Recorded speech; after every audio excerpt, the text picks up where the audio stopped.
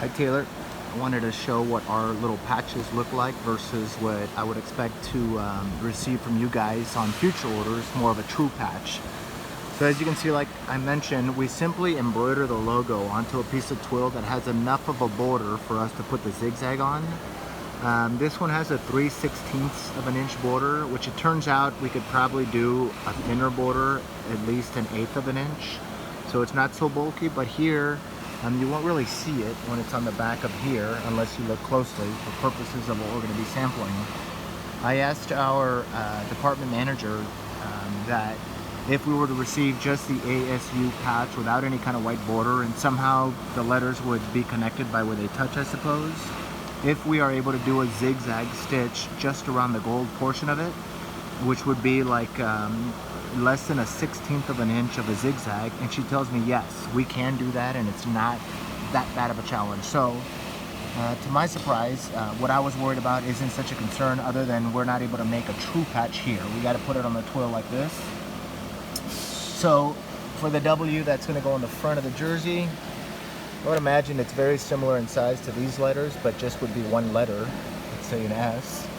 So I would imagine that we get at some point a couple hundred of just the W's that have a purple fill with a Vegas border similar to this, and it was confirmed that we can zigzag that on. In this case, it would be a gold thread zigzag, so it doesn't go into the maroon.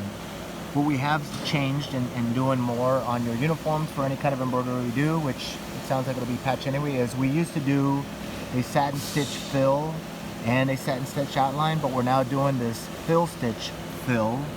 That's a lot stronger stitch, less likely to snag. So that on any non-patch embroidery that we do will be an enhancement.